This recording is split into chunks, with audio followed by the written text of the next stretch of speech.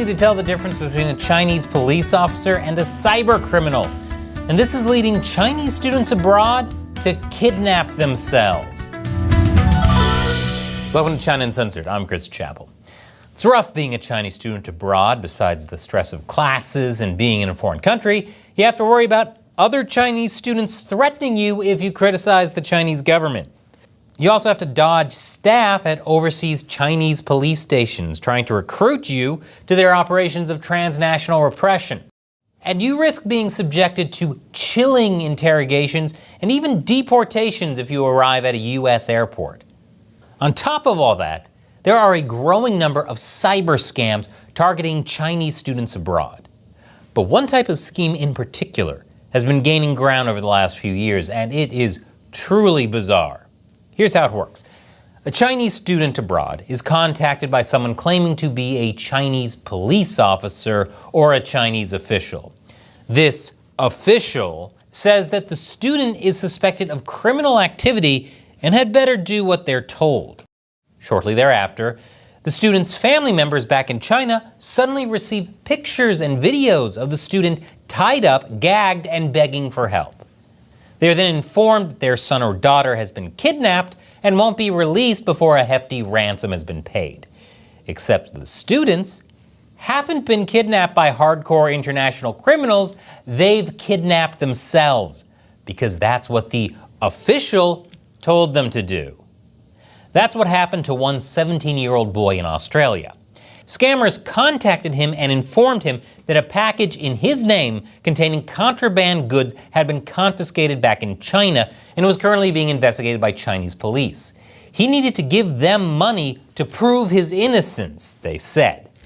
His family then began receiving photos from the scammers of the boy tied up and seemingly injured. His parents were told to pay for his release, but they chose to get local police involved instead, who ultimately located the student safe and unharmed.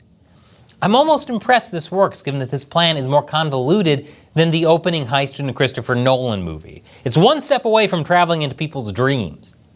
In a similar case, the father of a Chinese student studying in Sydney received a video of his daughter gagged and bound in an unknown location.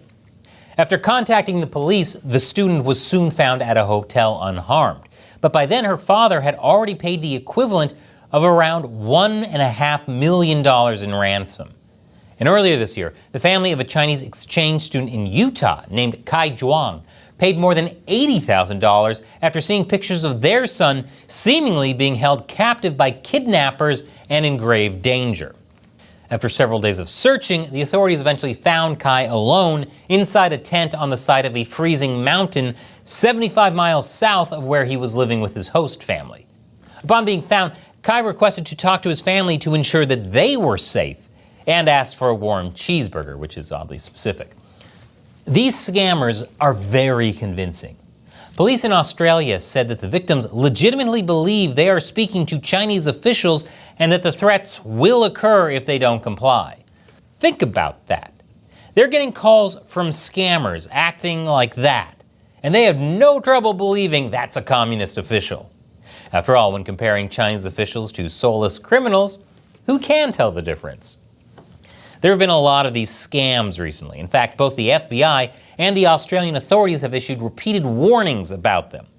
These scams, however, are just one piece in a much larger puzzle.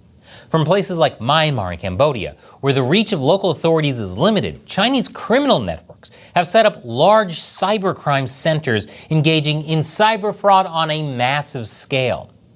Many of the people working at these fraud centers, though, are not exactly evil criminals. Yu Tong from Taiwan thought she was flying to Cambodia for a job in a call center, but extraordinarily, she wound up working for something even more evil than telemarketing. She was met at the airport by gangsters who took her to a phone scam operations site where they threatened her and others with beatings and stun guns if they didn't work for the scammers. In that way, kidnapped Chinese speakers might very well be the ones convincing Chinese students abroad to kidnap themselves. It's like the world's most depressing Russian nesting doll. Scam centers in Southeast Asia targeting Chinese speakers have sparked so much concern, especially in China, that a movie about the topic called No More Bets was released in the country last year. In it, 2 Chinese people end up kidnapped in a scam center in an unnamed Southeast Asian country after initially being lured by enticing job offers. It's kind of like Sound of Freedom, but without all the hate. These are some smooth criminals, but the victims are often the ones taking the blame. One Chinese graduate student in Melbourne, who was convinced by fraudsters that he would be sent to jail in China if he didn't comply with their demands, later said that he felt stupid for having fallen for the scam. And many other victims feel too embarrassed or ashamed to report the crime, according to Australian police.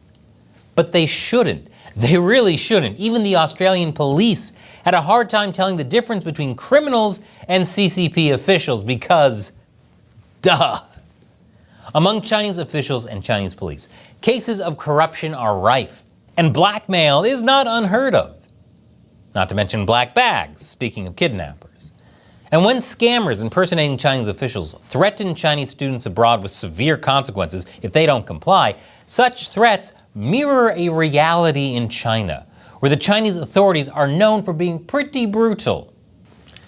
For example, during the strict COVID lockdown of Shanghai in 2022, the authorities separated COVID-positive children from their parents. This gave rise to videos showing unintended toddlers crying in overcrowded quarantine wards. Wow, that definitely sounds like the actions of people you'd never mistake for low-life criminal scum. Around the same time, Chinese authorities throughout the country broke into the homes of people that had been sent to quarantine centers and killed their pets. I take it back. Low-life criminal scum might be offended if you mistook them for the CCP. Many people who eventually took to the streets to protest the draconian zero-COVID policies subsequently disappeared. And once someone has disappeared into the Chinese justice system, they can be gone for months without any notice. This could all easily contribute to Chinese students' willingness to comply with scammers because it's not just people inside China that can suddenly disappear into the Chinese prison system. In 2015, for example, Chinese police suddenly showed up at an immigrant detention center in Bangkok and arrested Chinese human rights defender Dong Guangping right in front of Thai officers. And last month, a video surfaced depicting Chinese police showing up in the Pacific island country of Fiji to arrest 77 Chinese citizens and return them to an unknown fate back in China, without the knowledge or approval of the Fijian government. I know, China not respecting another nation's sovereignty, this is my shocked face. Additionally, when fraudsters threaten Chinese students with reprisals against their families, this reflects an established Chinese state practice of collective punishment against Chinese citizens. He Fangmei and her husband were detained in late 2020, for example, over He's vaccine activism.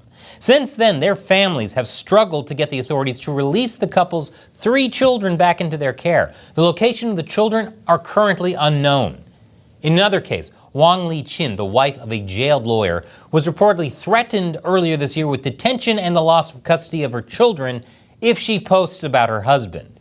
She has previously been detained, during which time her 4 children were constantly harassed and under surveillance. Gee, I wonder why so many people in China are hesitant to have kids. Stories like these should really put couples in the mood.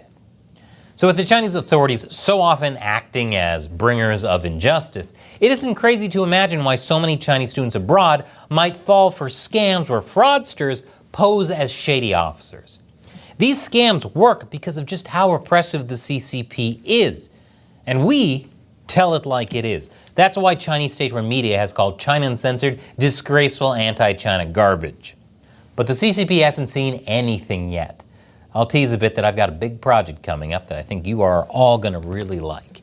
And that's why I need your support on the crowdfunding website patreon.com/China Uncensored. All it takes is $1 or more an episode. I make about 16 episodes a month, but if that's too much for you, you can set a monthly limit. So you can ensure I can keep uncensoring China for even $1 a month. And as a thank you to everyone who gives on Patreon, I'll answer one of their questions at the end of these episodes. Today's question comes from Lonely Turtle. Chris, have you done a China Unscripted episode with Serpenzetta from YouTube? You know what? Yes, I have, Lonely Turtle. Twice, actually, with Lawai86. It was a great time catching up with them about their thoughts on China and why they left. I'll leave the links to those podcasts below. Thanks for your question and your support, Lonely Turtle. And thank you for watching. And if you didn't know, yes, I have my own podcast called China Unscripted. Check it out. I also have a new gaming channel where I talk about news and politics through the lens of gaming. And there's been some pretty big controversy about this one. Click here and let me know what you think. Once again, I'm Chris Chappell. See you next time.